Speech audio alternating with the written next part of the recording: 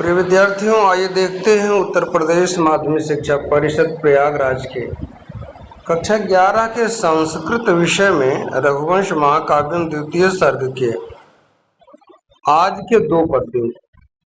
आज दो पद्य हमारे होंगे 11 और 12, यही ना, एकादश और द्वादश। तो चलिए देखते हैं इसमें क्या कहा गया है। और पिछले वीडियो में जो आप देखे हैं उसके लिए जो बाहर से देख रहे हैं, जो बच्चे या जो विद्यार्थी देख रहे हैं, वो लोग पूरा पद्य लिख करके इसका अनुवाद आदि लिखते रहें। यानी कि क्या लिखना होगा? अन्वय, हिंदी अनुवाद और संस्कृत भावार्थ। तो आप बढ़िया चलेंगे, इसलिए ध्यान रखिए। अब हम पढ़ रहे हैं इसको 10वें को, यही ना, 11 12 11 देखते हैं, ठीक है ना। देखिएगा, धनुर्भृतो, पहले हम पदों को थोड़ा छोटा छोटा समझते हैं, निक्षेप कर लेते हैं। धनुर्भृतोप्यस्य उच्चारण करेंगे, धनुर्भृतोप्यस्य। इसमें क्या जुड़ा है? धनुर्भृतः अपि अस्य दयारद्र भावम। यहाँ आरद्र भाव छिपा हुआ है, दयाधन आरद्र भावम। लोग इस शब्द का खूब अशुद्ध उच्चारण करते हैं। आज हम इसको कैसे पढ़ते हैं, आप चाहें तो शुद्ध उच्चारण सीख सकते हैं। दया आरद्र भावम यानी दयार्द्र भावम। यहाँ हमने ले लिया नीचे वाले में जो जुड़ा हुआ है, तो आ अलग कर लेंगे, आख्यातम अंतः, ऐसा है कुछ। आख्यातम अंतः करणैर विशंकई, करणैर विशंकई विलोकयन्त्यो, ये शब्द है। वपुरा पुरक्षणाम, थोड़ा सा कठिन लग रहा है। वपुः आपुः अक्षणाम, 3 पद जुड़े हुए हैं। वपुः शरीर को, आपुः प्राप्त किया, अक्षणाम आंखों के। अब इससे जुड़ा हुआ अर्थ बाद में आएगा। तो वपुरा पुरक्षणाम ऐसा हम उच्चारण वाचन करेंगे।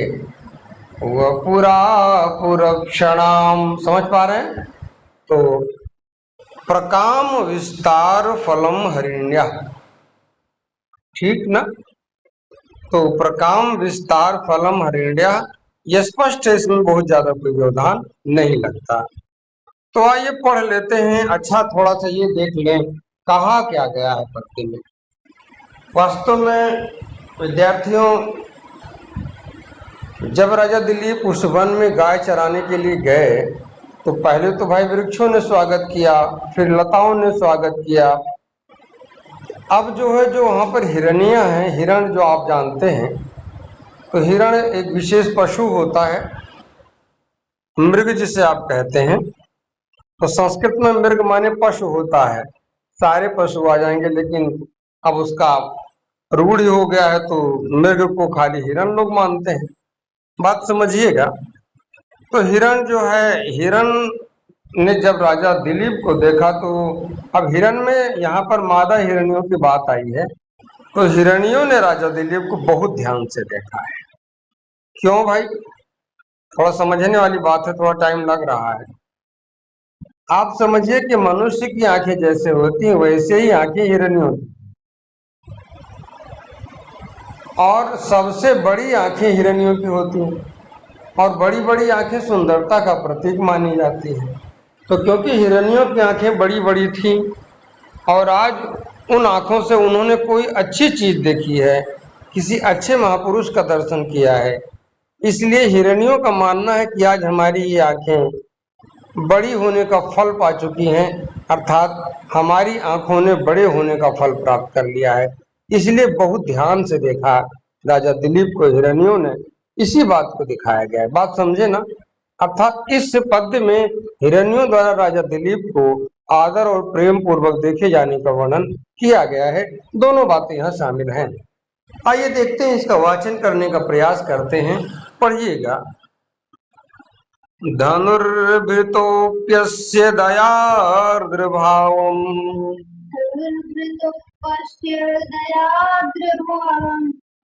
धनुर्भृतोऽप्यस्य दयार्द्रभावम्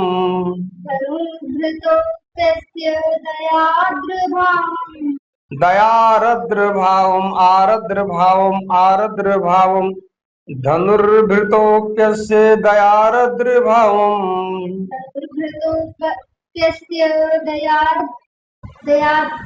दयार्द्रभावम्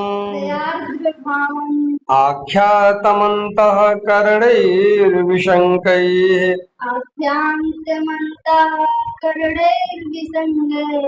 आख्यातमन्तः कर्णैर्विशङ्कैः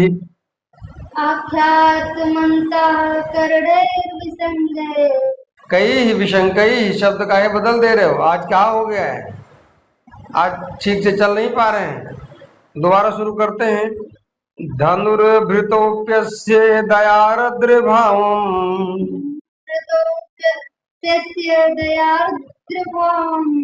धनुर्भृतो अप्यस्य दयार्द्रभावम्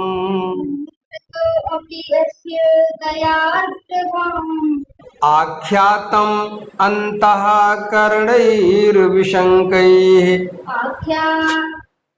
आख्यातम् अन्तः कर्णैर्विशङ्कैः विलोकयन्त्यो वपुरा पुरक्षणाम् प्रकाम विस्तार फलम् हरिण्यः। वास्तव में धनुर्भृता आपी अस्य इतना जुड़ा है, बताए थे हम।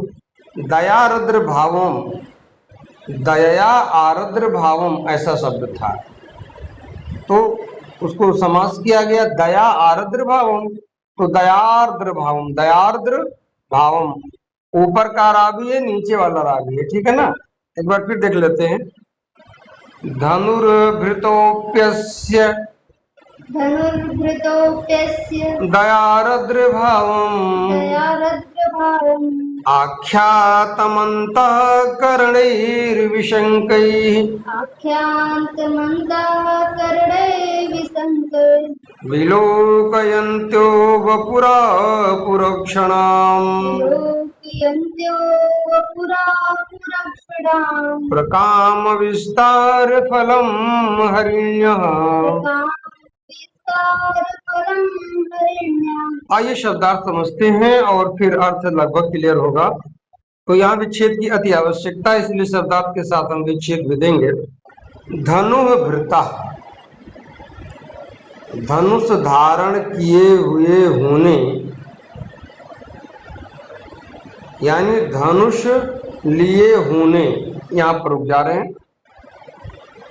अपि पर भी,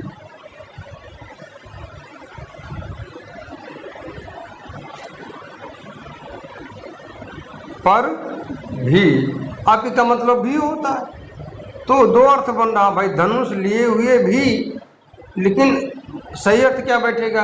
धनुष लिए हुए होने पर भी, मतलब धनुष तो लिए हैं लेकिन किसी प्राणी को मारने के लिए नहीं लिए हैं, ये आशय हमें दिखाना है, ठीक है ना। तो धनुष धारण किए होने पर भी, ठीक। आगे चलते हैं। दया आर्द्र भावम, दया से दयालु भाव वाले, यानी दया से युक्त हृदय वाले। आख्यातम, व्यक्त करने वाले।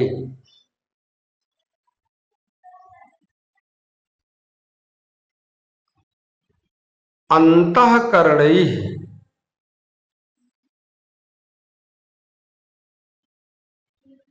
अंतर आत्मा से अर्थात हृदय से, ठीक है ना। अंतरात्मा से यानी अंदर के जो भाव थे उससे पता लगता था कि ये दयालु हैं, भले ही धनुष लिए हुए हैं। ठीक है ना। तो आख्यातम अर्थात व्यक्त करने वाले या कहने वाले, अंतःकरणीय अपने हृदय से यानी कि अंतरात्मा से, विशंकई बिना किसी आशंका के यानी आशंका रहित, यह अंतःकरण का विशेषण है। विलोकयंत्या देखने वाली,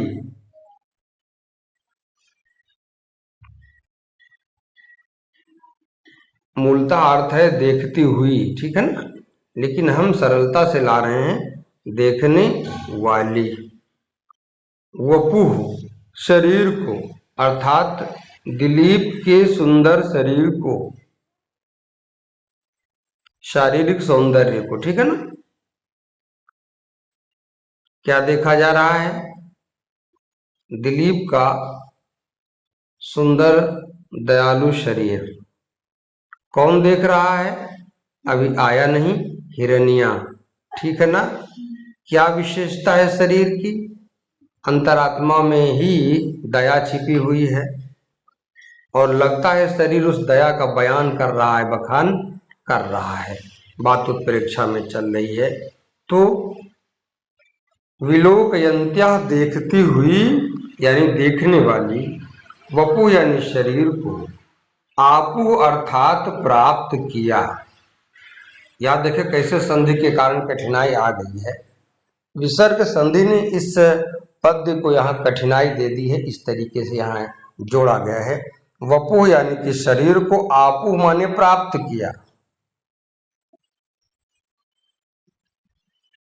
अक्षणाम आंखों के, अक्षी शब्द का षष्ठी बहुवचन का प्रयोग किया गया है। अक्षणाम आंखों के, प्रकाम अत्यंत, विस्तार फलम बड़ी बड़ी होने के फल को, हरिण्या हिरण्यों ने, यह हरिणी शब्द का बहुवचन का पद है।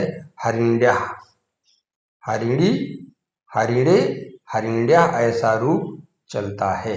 ठीक है ना। तो हरिण्या यानी हिरण्यों ने, यह हरिण्या कई जगह बनेगा, द्वितीय बहुवचन में बनेगा, पंचमी एक वचन में बनेगा, षष्ठी में बनेगा। ठीक है ना, 3 बार बनता है। ये तो कमाल है शब्द रूप का। जो लोग खाली एक ही पढ़ के जाते हैं, धोखे में जाते हैं। पूरा पढ़ना चाहिए, मौका पाए तो शब्द रूप पढ़ते रहो, अच्छा ज्ञान होगा। चलते हैं आगे। और 1-2 दिन में उपलब्धि नहीं मिल जाती, ये भी दिमाग में रखिएगा। लगातार चलते रहें, तब तक न रुको जब तक अपने लक्ष्य को प्राप्त ना कर लो। APJ अब्दुल कलाम। समझे इसने कहा है। आगे बढ़ते हैं। तो प्रकाम, प्रकामेन विस्तार फलम, विस्तारस्य फलम बड़े होने का फल, हरिण्या हिरण्यों ने, आपुह प्राप्त किया अर्थात अलभन प्राप्त किया। चलिए तो इसको हम समझते हैं, अन्वय के साथ अर्थ निकालते हैं। कुछ अच्छा, व्याकरण की बात हम बाद में करेंगे। ठीक। धनु भृता अपि अस्य विशंकई, धनुष लिए हुए होने पर भी इन राजा दिलीप के, विशंकई अंतःकरणई बिना किसी शंका के अंतरात्मा से ही, दयारद्र भाव आख्यातम दया भाव को प्रकट करने वाले, वपु शरीर को, विलोकयंत्या देखती हुई यानी देखने वाली, हरिण्या हिरण्यों ने, अक्षणाम प्रकाम विस्तार फलम आपू अपनी आंखों के बड़े होने का फल प्राप्त कर लिया। कहने का मतलब क्या है? अगर आंखें बड़ी हैं, खूबसूरत हैं, तो उनको देखने वाली चीज भी अच्छी होनी चाहिए। बहुत अच्छी अच्छी आंखें हों और अचानक अच्छी चीज देखना कभी नसीब ना हो, और कोई राक्षस प्रकट हो जाए, खड़ा हो जाए, मिल जाए, या भूत प्रेत खड़ा हो जाए और देख रहे हो बाकायदे डरावना सीन, तो ऐसी आंखें ना होती तब भी ठीक था, न रहे होते तो फायदे में रहते। क्या मतलब है? यदि आंखें योग्य हैं तो योग्य दिखने वाली चीजें भी मिलनी चाहिए, इसलिए यहाँ पर आज आंखें धन्य हो गई हैं क्योंकि इनको आज राजा दिलीप के दर्शन हुए हैं। ठीक है ना। हिंदी सुनाते हैं केवल इसकी। धनुष लिए हुए होने पर भी इन राजा दिलीप के शंका रहित अंतरात्मा से अर्थात हृदय से दया भाव को व्यक्त करने वाले शरीर को देखते हुए हिरनियों ने अपनी आंखों के बड़ी होने का फल प्राप्त कर लिया है। ठीक है ना, बात समझ में आनी चाहिए। ये सारी बातें जो सारे विशेषण आए हैं ना, विशंकई अंताकरण, ये सब दिलीप के हृदय के हैं। अंताकरण माने अंतरात्मा, और ये सब भाव व्यक्त करता है कौन? आख्यातम। ये सारी चीजें वपु की विशेषण में आते हैं। और शरीर किसका है? दिलीप का है। तो मूलतः सारा दिलीप के बारे में कहा गया है, और इसके आगे भी लोग अंत्य से जो कुछ भी है हिरण्यों के लिए आया। ठीक है ना। और आपु शब्द जो है ये लिट लकार का रूप है, और यहाँ पर आप धातु है, आप यानी कि टू अचीव, यानी कि प्राप्त करना। चलते हैं आगे, शायद समझ पा रहे होंगे हम क्या बोलते हैं। चलिए थोड़ा सा इसके संस्कृत भावार्थ की बात कर लेते हैं। धनुर्धारिणम अपि तम आयांतम विलोक्य, धनुष लिए हुए होने पर भी उनको आते हुए देखकर यतो भीता नाम अपि हरिणी नाम मनसी भय मात्रम अपि न जज्जी, क्योंकि उनको धनुष लेकर आते हुए देख करके भी जो हिरनियां पहले से डरती थीं, उनके मन में भी कोई डर उत्पन्न नहीं हुआ। ठीक। अतएव ताह बुबुधिरे, इसलिए उन समस्त हिरनियों ने समझ लिया। बुबुधिरे का मतलब है समझ लिया, है ना। क्या समझ लिया? यद अयम नृपः, समझ लिया कि यह राजा यद्यपि भीषण चापम धत्ते, वैसे तो भयानक धनुष लिए हुए हैं, तथापि फिर भी अस्य हृदय दया अस्ति, इसके हृदय में दया है, और जिसके हृदय में दया वो हमें नहीं मारेगा। बात समझ रहे ना। अस्य हृदय दया अस्ति, इनके हृदय में दया है। अतएवता नृपस्य मनोहरा मूर्तिम, इसीलिए उन हिरनियों ने राजा की सुंदर मूर्ति को, सुंदर सौंदर्य को पश्यंता देख करके स्वस्थ नैना नाम विशालताया सफलताम अधिजग्मुः, अपनी आंखों के बड़े होने की सफलता को प्राप्त किया, अर्थात फल को प्राप्त किया। यह सफलता शब्द ज्यादा ठीक नहीं था, तो यहाँ फलम अधिजग्मु कहना ज्यादा ठीक था, है ना। तो सफलता तब होती है जब हम ढूंढ रहे हो और मिल जाए। ये संयोग से आए हैं ना, हिरनिया इनको ढूंढ तो थी नहीं रही थी, है ना। आगे बढ़ते थोड़ा सा व्याकरण की बात करते हैं कुछ। तो धनु भृता धन अपि, यहाँ पर बात करें तो यहाँ पर विसर्ग संधि होती है। अतोरो अपलुतात अपलुते, ये शब्द था यहाँ पे। अप और अस्य में ये कोई अड़ची संधि लगी है, यड़ हुआ है। और दया आरद्र भाव में यहाँ आकाश अवर्ण दीर्घा हुआ है, लेकिन ये पुराना प्रयोग है इसलिए अवग्रह डाल दिया गया है दुठी। आख्यातम धन अंतः करण, यहाँ कोई विशेष संधि नहीं है। आख्यातम अंतःकरण अंतरात्मा को कहते हैं, जिसे सरल शब्दों में चित्त कहा जाता है। ठीक। अंतःकरण चित्त को कहते हैं, तो अंतःकरण ही धन विशंक, यहाँ विसर्ग संधि हुई है और हसी सूत्र लगा है। विलोकयंत्यो, ये जो है विलोकयन विलोकयंतो ऐसा रूप चलता है, शत्रु प्रत्यय लगाया गया यहाँ पर। वपु धन आपु हो, शत्रु प्रत्यय हाई स्कूल में पढ़ाए थे, निरंतरता का अर्थ देता है। ठीक, लगातार कोई काम हो रहा हो। वपु माने शरीर को, ये वपु का द्वितीय एक वचन का पद है शरीर को। अक्षणाम यानी कि आंखों की, आपको बताए हैं। तो वपु धन अक्षणाम, यहाँ जो विसर्ग है ये रा हो गया है, और विसर्जनीय ससा और सस स्वरूप का प्रयोग किया गया। बाकी स्पष्ट है, प्रकाम विस्तार फलम, कोई संधि नहीं की गई है, समास किया गया है। आगे हम बढ़ते हैं और चलते हैं 12वें पद्य में, ठीक है ना। थोड़ा सा इधर हल्की हल्की कठिनाई पड़ रही है, लेकिन विद्यार्थियों 2-3 बार पढ़िए, देखिए समझ में आ जाएगा, ठीक। तो वन देवताओं द्वारा राजा के यशोगान किए जाने का वर्णन किया गया है।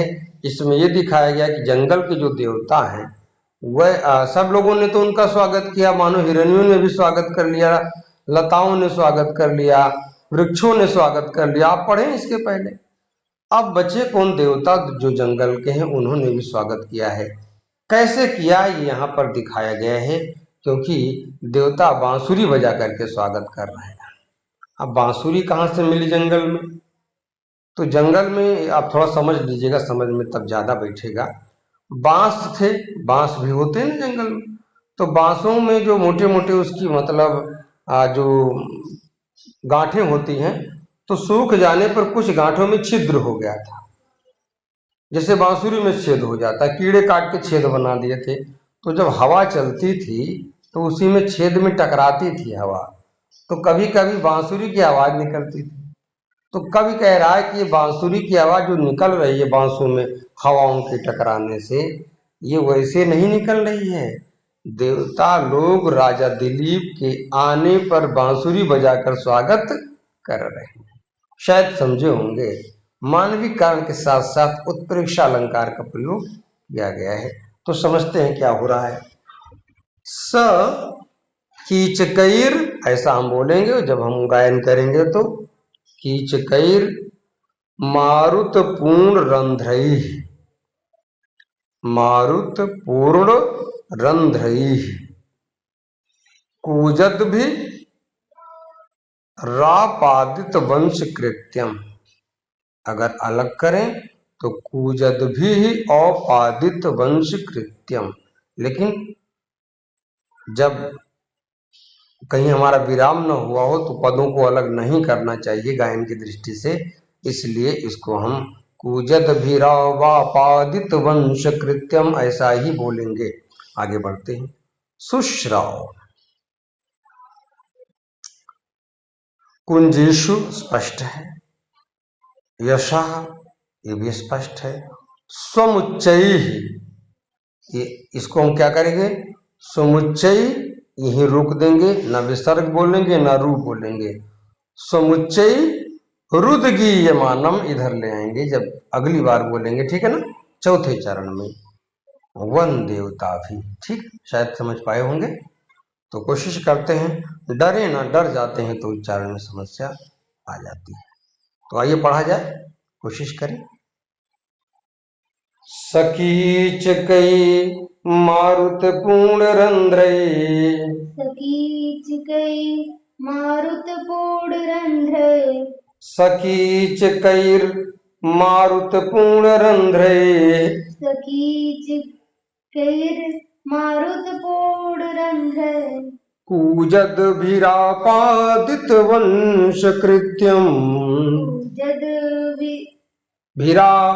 कूजद्भिरा पादित वंश कृत्यम, पादित वंश कृत्यम, कूजद्भिरापादित वंश कृत्यम, कूजद्भिरापादित वंश कृत्यम, सुश्राव कुंजेषु यशः समुच्चैः, शुश्राव कुंजेषु यशा समुच्चय, रुद्गीयमानं वनदेवताभिः, रुद्गीयमानं वनदेवताभिः, गा पर दीर्घ मात्रा है, रुद्गीयमानं वनदेवताभिः, रुद्गीयमानं वनदेवताभिः, सकीचकैर्मारुत पूर्णरन्ध्रैः, सकीच कीचकैर्मारुतपूर्णरन्ध्रे कूजद्भिरापादितवंशकृत्यम्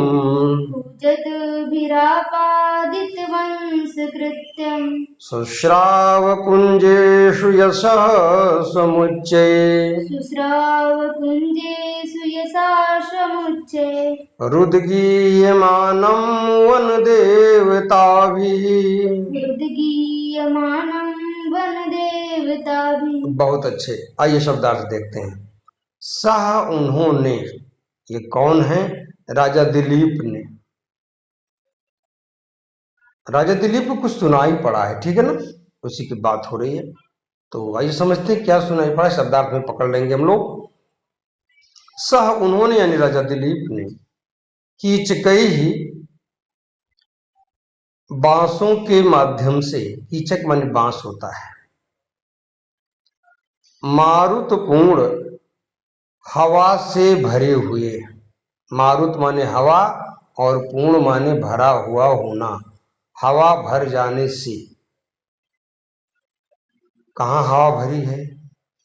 रंध्रई, छिद्रों में, छिद्रों में यानी बांस के छिद्रों में हवा भर जाने से, यानी कि छिद्रों में हवा भरे हुए बांसों से, ऐसा अर्थ निकलेगा। चलते हैं। कूजद भी सुनाई पड़ने वाले यानी बजने वाले, ठीक, बजिंग फ्लूट, ठीक, बजने वाले। आपादित अर्थात संपन्न किए गए, बजाए गए, गाए गए। वंशकृत्यम, वंश की प्रशंसा को, अर्थात दिलीप अपने पूर्वजों की प्रशंसा को, उनके वंश की प्रशंसा यहाँ गा रहे हैं मानो लोग बांसुरी में, ठीक है ना।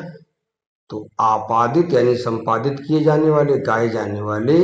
वंशकृत्यम, अपने वंश की प्रशंसा को। आगे बढ़ते हैं। सुश्राव सुना, कहाँ सुना है? कुंजेशु, झुरमुटों से। कुंज का मतलब है जहां से आवाज निकलती है, ऐसे बांसों के बीच में से, बांस की कोठी के बीच से, ठीक है ना। तो समझते हैं, यहाँ लता गृहेशु कहा गया है, तो हम क्या कहेंगे? बांस की कोठियों के बीच में से जहां से आवाज आ रही थी। सुश्राव सुना, कुंजेशु बांसों के झुरमुटों से, यशा यश को, स्वम माने अपने।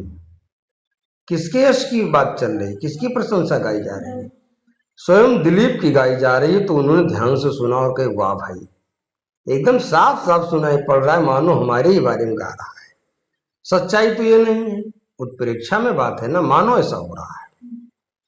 उद्गीयमानम, स्व माने अपने, उच्चई माने जोर से, उद्गीयमानम गाए जाने वाली। अब गा कौन रहा है?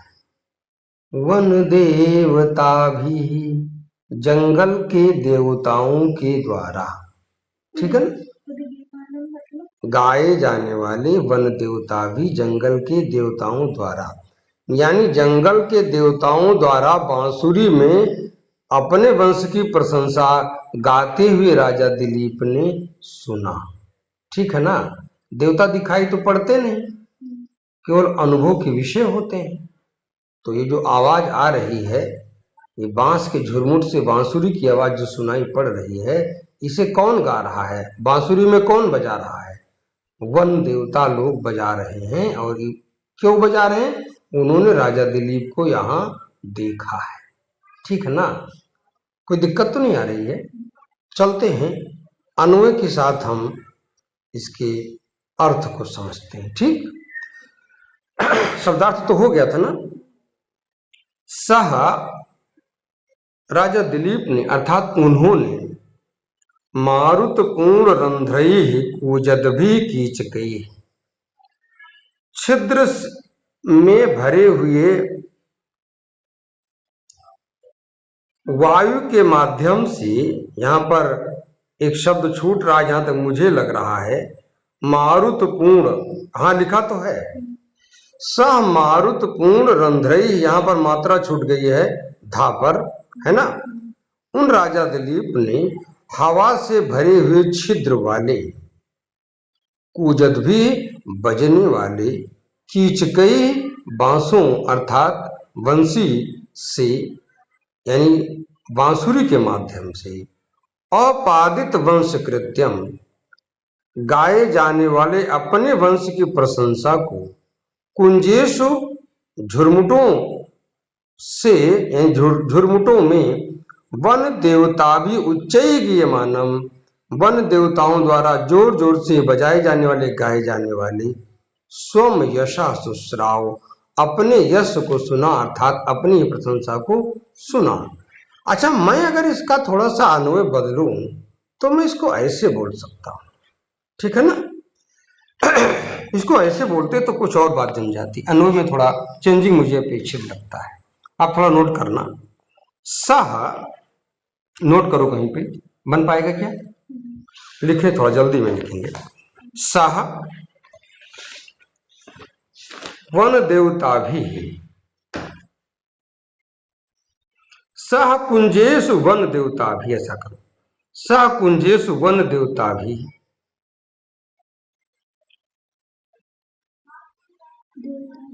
हाँ, मारुत पूर्ण रंध्रई कूजद भी कीचकई,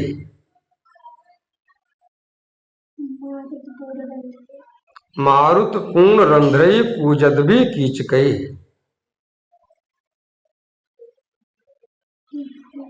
हाँ।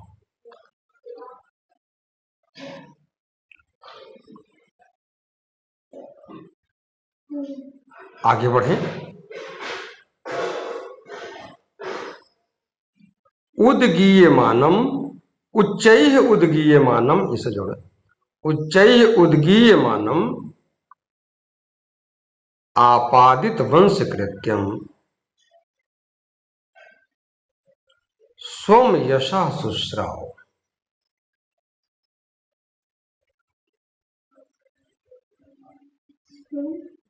स्वम यशा सुश्राव, ठीक है ना।